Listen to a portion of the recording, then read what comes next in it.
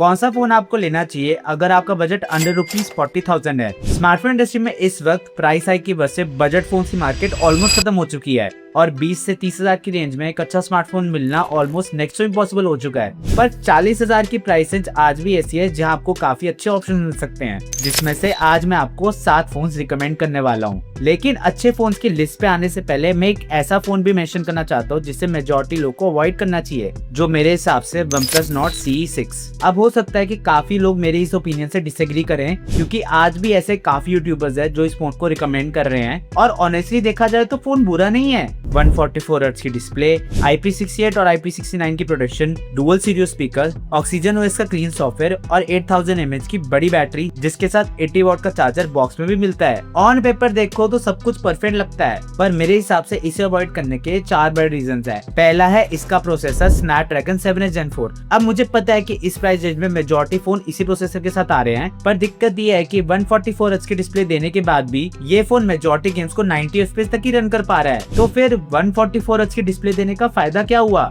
और इससे भी अजीब बात तो ये है कि OnePlus इस साल सारे अपने फोन्स को as a performance oriented phone market कर रहा है। तो मेरे हिसाब से इस फोन में एक बेटर प्रोसेसर दिया जा सकता था, स्पेशली जब पिछले साल का Nord CE5 इससे बेटर परफॉर्म करके देता है। फोन घुमा के अगर आप पीछे भी देखोगे तो इसके अंदर आपको सिर्फ एक सिंगल कैमरा मिलता है। ये 2 मेगापिक्सल कैमरा कुछ काम का नहीं है, जो इस प्राइस रेंज के हिसाब से इग्नोर नहीं किया जा सकता। और फोन चाहे आपको पकड़ने में प्रीमियम लगे, पर एक्चुअली में OnePlus ने इसमें प्लास्टिक की बिल्ड क्वालिटी का यूज किया है। और चौथा और सबसे बड़ा इशू इसके सॉफ्टवेयर में है, क्योंकि भले ऑक्सीजन OS स्मूथ है, क्लीन है, पर OnePlus ने इस साल इस फोन के साथ सिर्फ 2 साल के मेजर अपडेट्स और 4 साल के सिक्योरिटी अपडेट्स का ही वादा किया है, जहाँ पिछले साल Nord CE6 में आपको 4+6 इयर्स का अपडेट प्रॉमिस मिला था। मतलब देखा जाए तो Nord CE5 को Nord CE6 से 1 साल ज्यादा सॉफ्टवेयर अपडेट मिलेगा। ऊपर से या OnePlus ने कोई 12 GB रैम को ऑप्शन भी नहीं दिया है। 8 GB रैम के साथ सिर्फ 128 GB और 256 GB के ही ऑप्शन मिलते हैं। तो पर्सनली मैं तो इस फोन को बिल्कुल रिकमेंड नहीं कर सकता, बाकी डिसीजन आपका ही है। अब आते हैं एक्चुअल रिकमेंडेशन पर,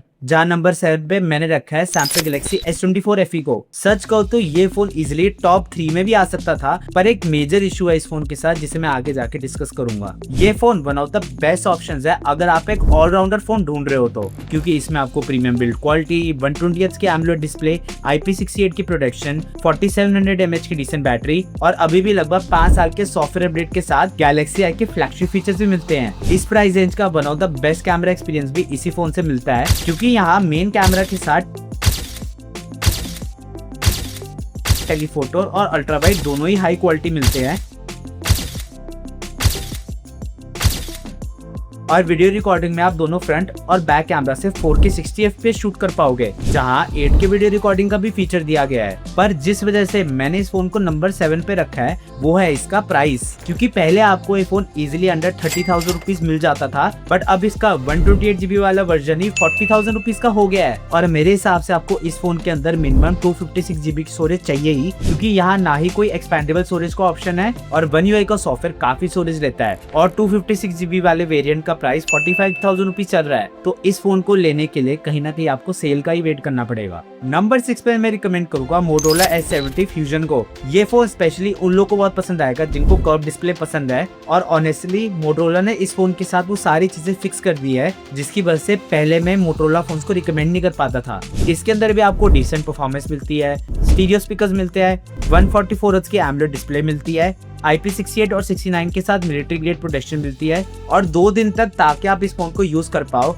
इसके लिए 7000 mAh बैटरी भी दी गई है। कैमरा में 50 मेगापिक्सल मेन और 13 मेगापिक्सल अल्ट्रा वाइड कैमरा का डुअल सेटअप मिलता है, जिसका आउटपुट भी इस प्राइस रेंज के हिसाब से काफी अच्छा निकल के आता है।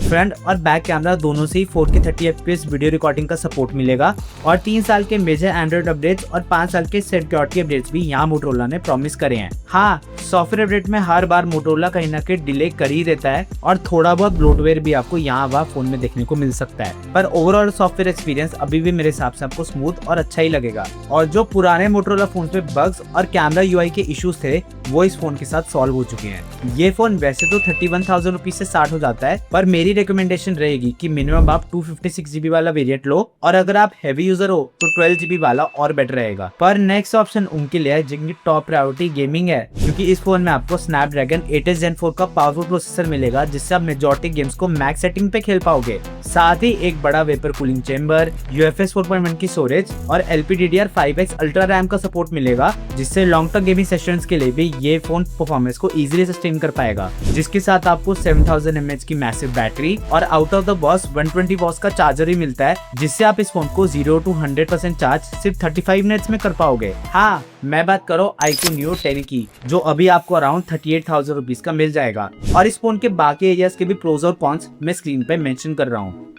नंबर 4 पे मैं रिकमेंड करूंगा Realme GT7। अब यहाँ iQOO Neo 10 की तरह ही आपको तगड़ी परफॉर्मेंस और 7000 mAh की बैटरी तो मिलती है, पर साथ ही 50+50+8 मेगापिक्सल का ट्रिपल कैमरा सेटअप मिलता है, जहाँ एक डेडिकेटेड 2x टेलीफोटो लेंस भी है। मैं नहीं कहूंगा कि इसका कैमरा इस सेगमेंट का बेस्ट है, पर आउटपुट डेफिनेटली अच्छा है, स्पेशली अगर आपको बूस्टेड कलर्स पसंद है तो। वीडियो रिकॉर्डिंग में आपको 8K के साथ 4K 120 FPS का भी सपोर्ट मिलता है, एंड सॉफ्टवेयर में भले ही आपको थोड़े बहुत ब्लोटवेयर एप्स मिलते हैं, लेकिन क्योंकि ये Realme का एक फ्लैगशिप फोन था, इसमें आपको प्रीमियम हैप्टिक्स मिलेंगे, नेटफ्लिक्स में HDR10+ का सपोर्ट मिलेगा, डुअल स्टीरियो स्पीकर्स मिलेंगे और LTPO AMOLED डिस्प्ले भी मिलेगी। तो अगर आप सॉफ्टवेयर पे थोड़ा कॉम्प्रोमाइज कर सकते हो और गेमिंग और कैमरा का एक मस्त कॉम्बिनेशन चाहते हो, तो Realme GT7 आपके लिए एक अच्छा ऑप्शन होगा। अब नंबर 3 और नंबर 2 पे जो फोन्स मैंने रखे हैं वो स्पेशली उन लोगों के लिए है जिनकी top priority design, camera, software और प्रीमियम यूजर एक्सपीरियंस है। पर उससे पहले अगर आपको वीडियो अच्छी लग रही हो तो इस चैनल को सब्सक्राइब करना मत भूलना। नंबर 3 पे आता है Nothing Phone 4a। मेरे हिसाब से इस लिस्ट का ये सबसे एक्स फैक्टर वाला फोन है, क्योंकि जो भी इस फोन को बाय करेगा उससे लोग ये जरूर पूछेंगे कि भाई आखिर कौन सा फोन है, चाहे वो ट्रांसपेरेंट डिजाइन हो, ग्लिफ बार हो और Nothing OS का क्लीन सॉफ्टवेयर एक्सपीरियंस हो। और मेरे हिसाब से सैमसंग के One UI के बाद सबसे अच्छा सॉफ्टवेयर एक्सपीरियंस मुझे Nothing का ही लगता है। बाकी स्नैपड्रैगन 7 Gen 4 की डिसेंट परफॉर्मेंस मिलती है, 120Hz की AMOLED डिस्प्ले मिलती है, स्टीरियो स्पीकर्स मिलते हैं और 5400 mAh की बैटरी मिलती है, जो ऑप्टिमाइजेशन की वजह से एक दिन आराम से निकाल के देगी आपको। हाँ, इस फोन के बॉक्स में कोई चार्जर नहीं आता है, तो वो आपको अलग से लेना पड़ेगा, पर इसके पीछे जो high quality triple camera setup मिलता है उसे मत भूलना, क्योंकि यहाँ आपको एक डेडिकेटेड टेलीस्कोप लेंस भी मिलता है, जिसका आउटपुट काफी अच्छा है, स्पेशली अगर आपको थोड़े कूल कलर टोन और आर्टिफिशियल सब्जेक्ट की फोटोग्राफी पसंद है। वीडियो रिकॉर्डिंग में बैक से 4K 30 FPS और फ्रंट से 1080p 60 FPS का सपोर्ट मिलता है, जो ऑनेस्टली फ्रंट से भी 4K होती तो और बेटर रहता। पर अगर आपकी टॉप प्रायोरिटी कैमराज है तो Oppo Reno 14 आपको और पसंद आएगा, क्योंकि इस फोन में भी आपको सिमिलर सेटअप के साथ 3.5x टेलीफोटो लेंस मिलता है। और Oppo की Reno सीरीज की सबसे ज्यादा स्ट्रेंथ उसकी कैमरा ट्यूनिंग ही रही है। ह्यूमन स्किन टोन्स को ये फोन काफी नेचुरली हैंडल करता है, पोर्ट्रेट्स और जूम शॉट भी काफी अच्छे आते हैं, और वीडियो रिकॉर्डिंग में भी ये Nothing से काफी बेटर है, क्योंकि यहाँ आपको फ्रंट और बैक कैमरा दोनों से 4K 60 FPS का सपोर्ट मिलता है। एंड अगर आपको 4A का डिजाइन थोड़ा ज्यादा फंकी लग रहा था तो Reno 14 का क्लासी डिजाइन आपको डेफिनेटली पसंद आ सकता है। एल्यूमिनियम बिल्ड की वजह से इसकी इन हैंड फील काफी अच्छी है। ड्यूरेबिलिटी के लिए IP69 का सपोर्ट मिलता है, IR ब्लास्टर का भी ऑप्शन मिलता है, और display, battery, charging, base 256 GB की स्टोरेज और स्पीकर्स सभी बिल्कुल सॉर्टेड है। बस एक चीज यहाँ ध्यान रखने वाली है कि इस फोन की गेमिंग परफॉर्मेंस बाकी फोन से काफी एवरेज है। कैजुअल गेमिंग भले ही आराम से कर लेगा ये, पर ये मत सोचना कि आप इससे 2 से 3 घंटे से ज्यादा गेमिंग कर पाओगे। और लॉन्च के टाइम पे जो ओप्पो ने अपडेट सपोर्ट प्रॉमिस किया था, उसके बाद अब सिर्फ 2 साल के सॉफ्टवेयर अपडेट्स बचे हैं, लेकिन फिर भी कैमरा, डिजाइन और ओवरऑल एक्सपीरियंस के हिसाब से ये दोनों बेस्ट हैं। Nothing Phone 4a आपको अराउंड 38,000 रुपीज का मिल जाएगा और Reno 14 कार्ड ऑफर्स के साथ लगभग 40,000 के आसपास। पर अब बात करते हैं लिस्ट के नंबर 1 फोन की, जो है OnePlus 13R। अब भले ही इस लिस्ट के कुछ फोन्स कुछ डिपार्टमेंट्स में इस फोन को इजीली बीट कर सकते हैं, कोई गेमिंग में बेटर होगा, कोई कैमराज में, पर अगर ओवरऑल पैकेज की बात करो तो मुझे नहीं लगता कि इस बजट में इससे ज्यादा कोई कंप्लीट फोन आपको मिल सकता है। अच्छी डिस्प्ले, तगड़ी परफॉर्मेंस, रिलायबल कैमरास, बड़ी बैटरी, प्रीमियम बिल्ड क्वालिटी और ऑक्सीजन OS का क्लीन सॉफ्टवेयर, ये सभी चीजें एक फोन में मिलना काफी रेयर है। साथ ही 50+50+8 मेगापिक्सल का कैमरा आउटपुट मेजॉरिटी लोग को डिसअपॉइंट नहीं करेगा।